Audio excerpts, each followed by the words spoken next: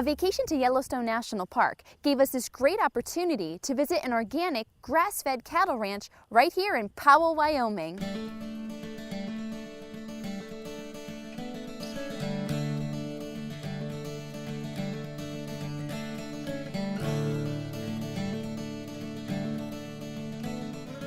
Now you started this from the ground up. Zero. From zero. So, I mean, what's that journey? Born and raised in Wyoming, third generation. The reason for doing it and the reasons for getting in it are probably selfish in some respects. Wyoming is a very unique place in the sense that we don't have a lot of agriculture here. I mean, there's only 500,000 people and we have 700,000 head of cattle here. Every year we birth that many cattle. So we got more cattle than we got people, and we got a lot of open space. This land is all irrigated from a reservoir that was built back in 1910. And you know, we use snowpack melt to irrigate this desert land. And without it, there wouldn't be the amount of wildlife here. There wouldn't be the amount of vegetation, wetlands that are here to support the wildlife that now lives here. And to do it organically is letting all that be, you know, letting that all coexist and not adding different chemicals to the process that don't need to be engaged or don't need to be used.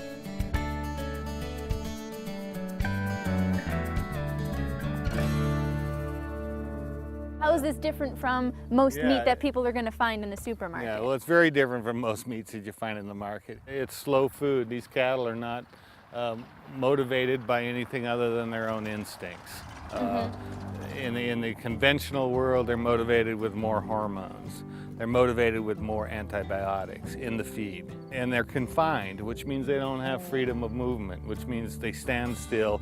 It's a little bit like me taking you and locking you in the closet and saying, here's 5 gallons of ice cream. When you're done with that, I'll come and get you some more. And before long, you're ready, right, you know? Right. You're there, and that's not what we do, but that's conventional agriculture.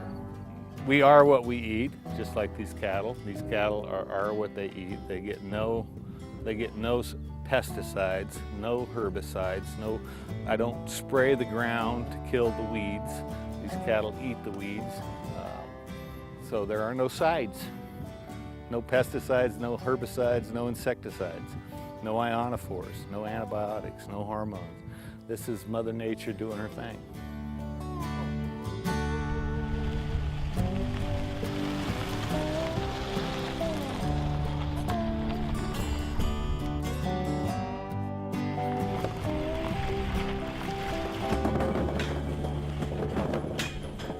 There's an art to having cattle.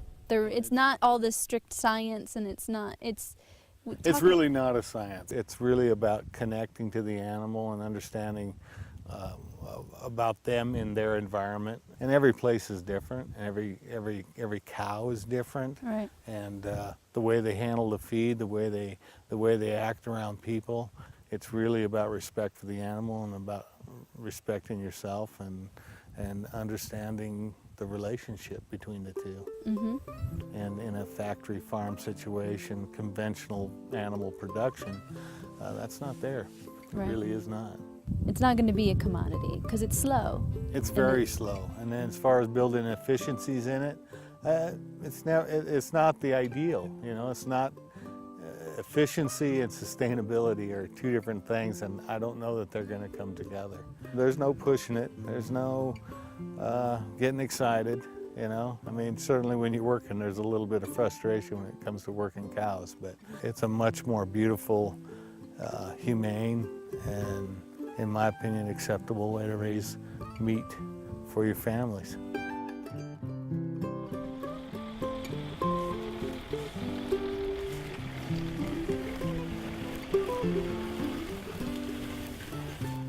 So how are you using social media and technology to connect with people who want your product, with the consumer?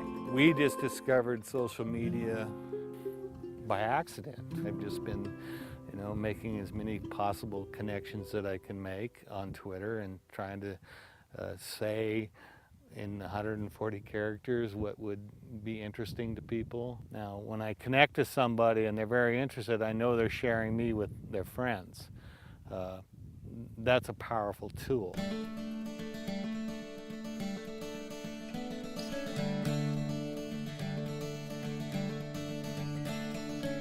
We really want our customers to have a relationship with their food, and that relationship includes us, us as producers and the place that we live. You know, I can't get to your grocery store, you know, but you can go to the internet and you can order it, and you can order any quantity you want. You can order a steak for the night, or you can order a half a beef, you know. I mean, that's the unique thing about us. We're just like going to your grocery store. And the only thing is, you don't have to get out of your seat to go there. It'll show up at your door. And I think that's going to be a bigger plus as we go further into this. For sure. Well, thank you for your time, Hey, man. thanks And thank you for inviting coming. me to your ranch. Absolutely. Thoroughly enjoyed it, and glad you guys both made it here, and I hope you come back.